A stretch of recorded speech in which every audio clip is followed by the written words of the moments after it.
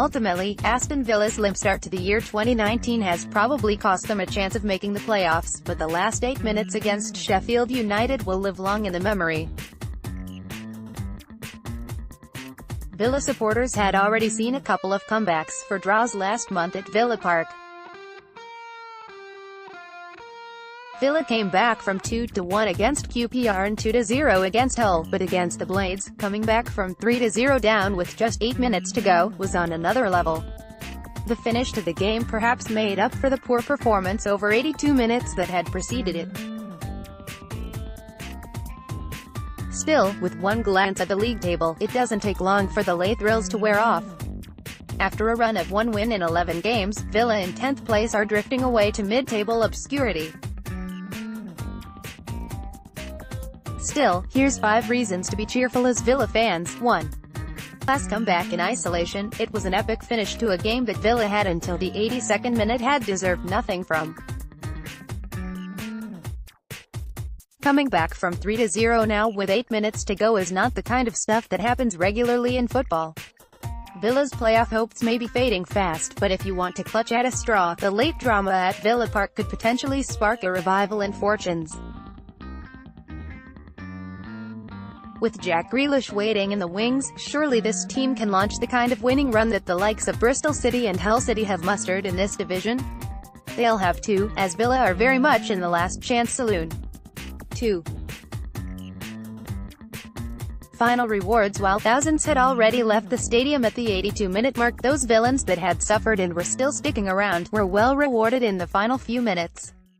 You don't get to see many games in your lifetime turned around from 3-0 with just 8 minutes to go. Fair play for sticking around. Embed from Getty Images. 3.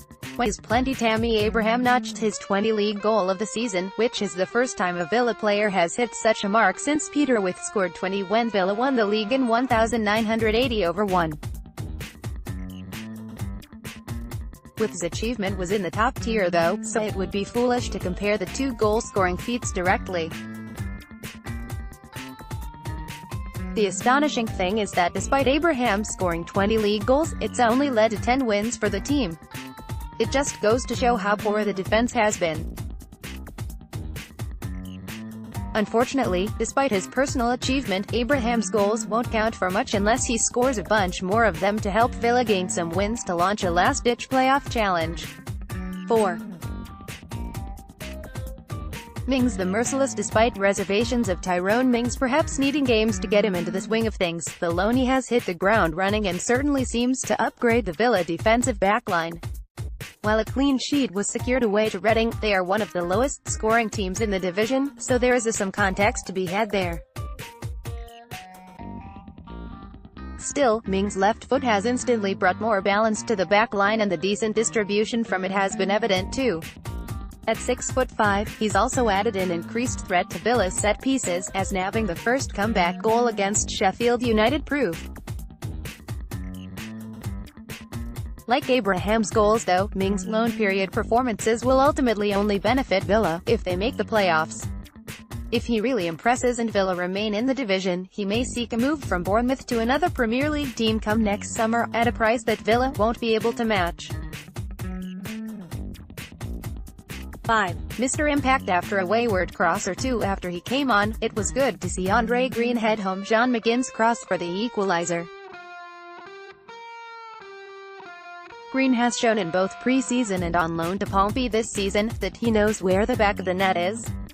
If he develops the rest of this game, then he may have a big part to play for Villa next season.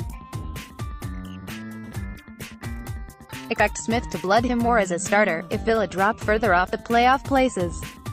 P.S. National Council. At the end of last year, Moms was nominated onto the National Council of the Unified Football Supporters Organisation, the newly formed and largest UK football fan body that sees the combining of the Football Supporters Federation and Supporters Direct.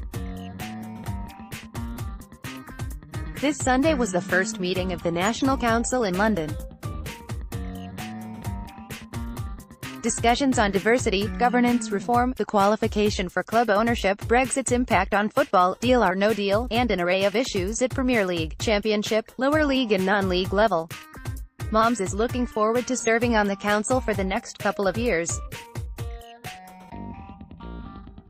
At least now, Aston Villa fans have a voice on a national level in supporter issues. UTV subscribe to the podcast on Apple, iTunes, below.